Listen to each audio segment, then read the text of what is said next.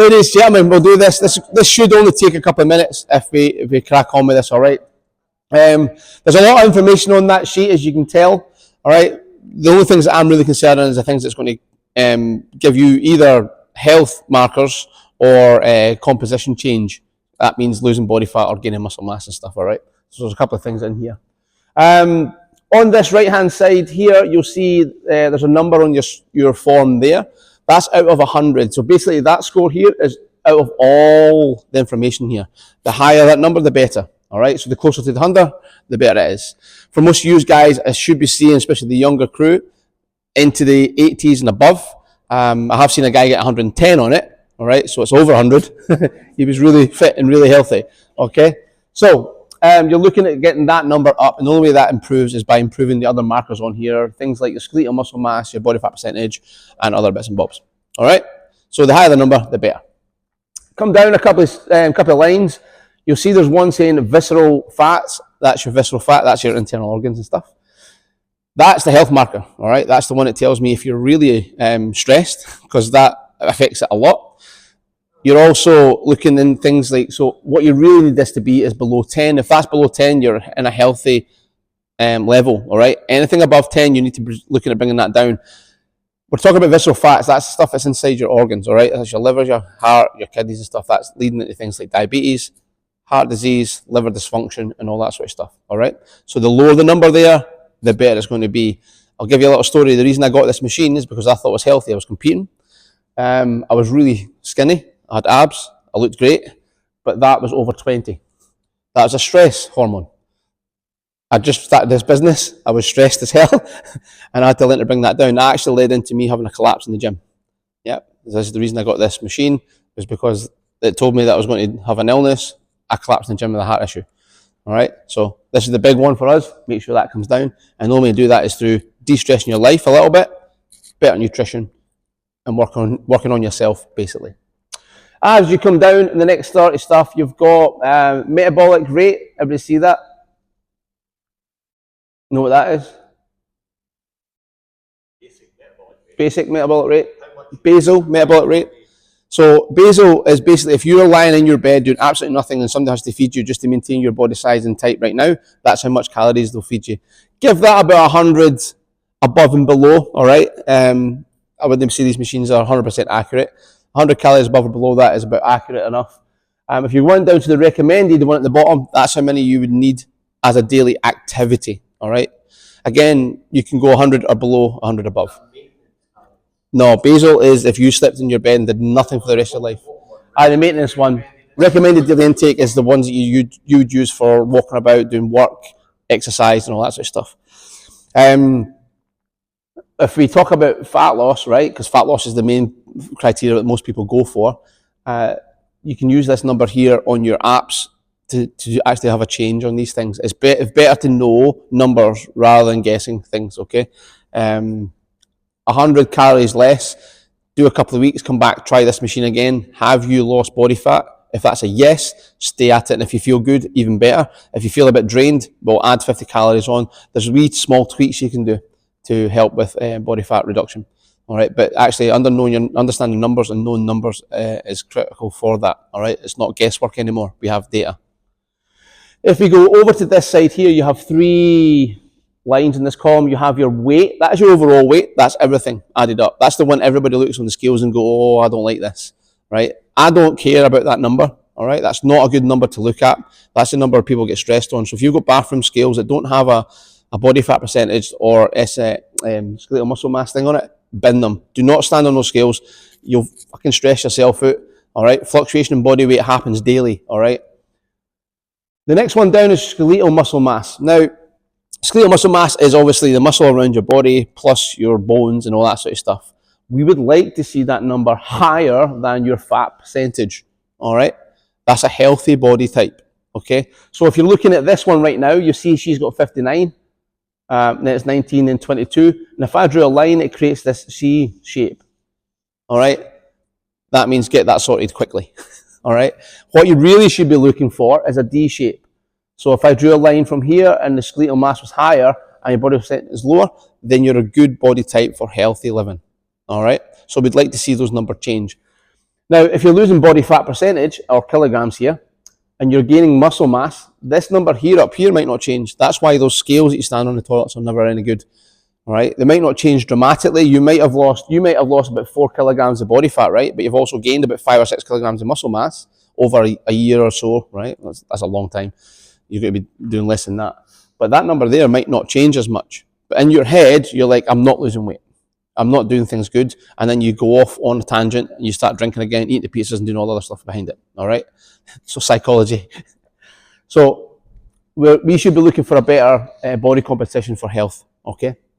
This one's a cool one. I don't ever work off BMI, all right? Because that's not designed for healthy individuals. It's designed for people that are in hospital, morbidly obese, in bed, that can't move, all right? It's not good for us. I mean, I'm well over my BMI, all right? Don't use it. Your body fat percentage is the big one. This is the one that we can take control of. We're looking to reduce these body fat percentages. About 3 to 6% a month is healthy. If you can lose 3 to 6% a month, you're not crash dieting, you're doing things correctly, and over time that starts coming down, your body's composition changes, you're going to feel better, you're going to look better. That's quite a cool one to work on. So that's when I do my nutrition kickstart, all this stuff here, that's the one that we work off, is the percentage of body fat. All right. Coming down into the lean analysis then. So you have your muscle mass analysis and you have your fat analysis. I mean, I'm not really worried about that. We all know it's around the midsection. All right.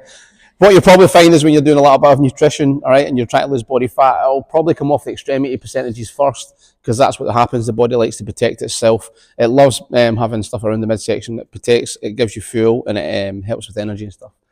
What you're looking at in this section here is the lean mass. So that's your muscle mass. A very good predictor of health and longevity is this bottom one here on your legs. Your legs should say 100% plus. If it doesn't, we need to look at what we're doing, okay? The reason for that, let's take this back to your grands and grandfathers, and even their grands and grandfathers, people that didn't really train back in the day. When they fell over, they generally broke hips or bones, right? That's osteoporosis and stuff. That can be done because there's not enough muscle mass. Two things is happening there. They can't hold themselves up when they're falling over because they don't have the strength to do it, all right? And also, you need the muscle to help the bones. The bones then help the muscles because that produces red blood cells and white blood cells and all that sort of stuff.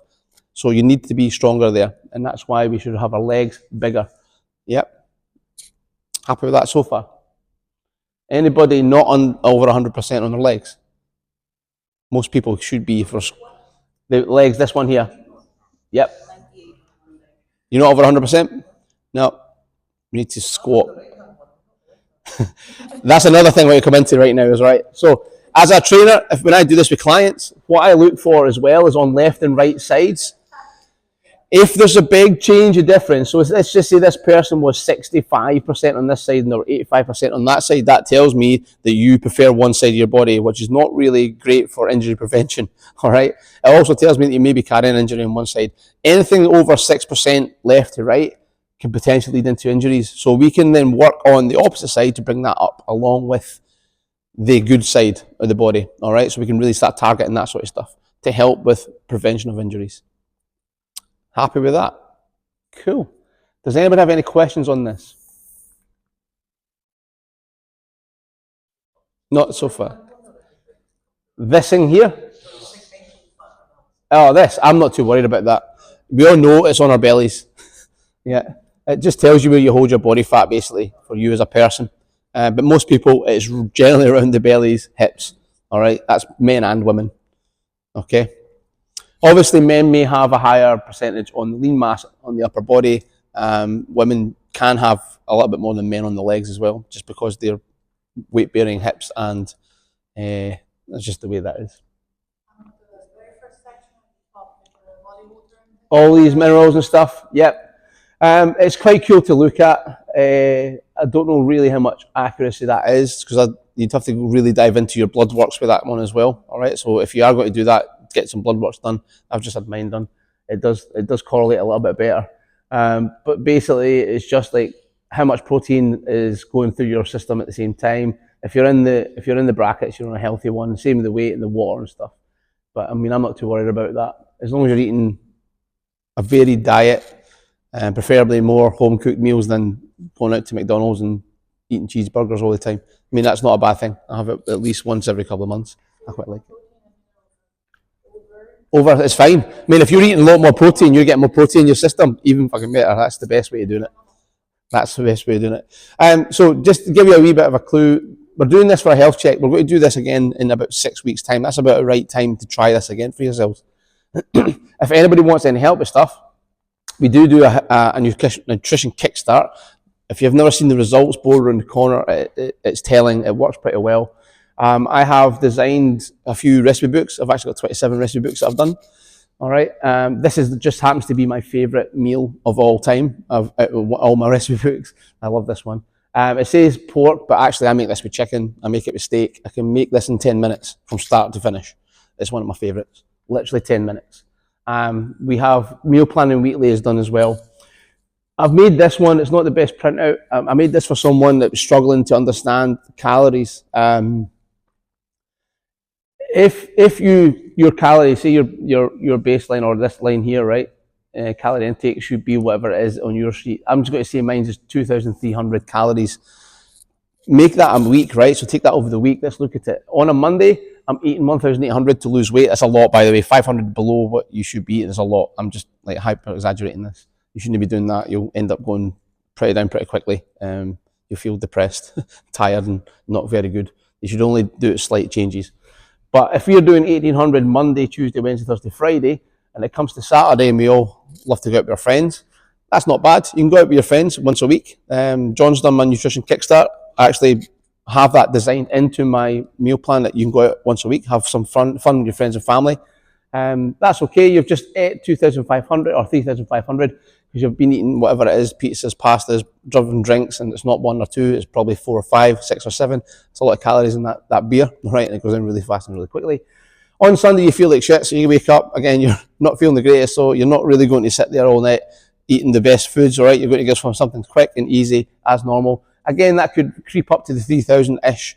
And then, basically, if you look at the green, we're actually back up to where we are. So we actually haven't done any work that week. So don't think about your calories being daily. Think about it being over weeks, months.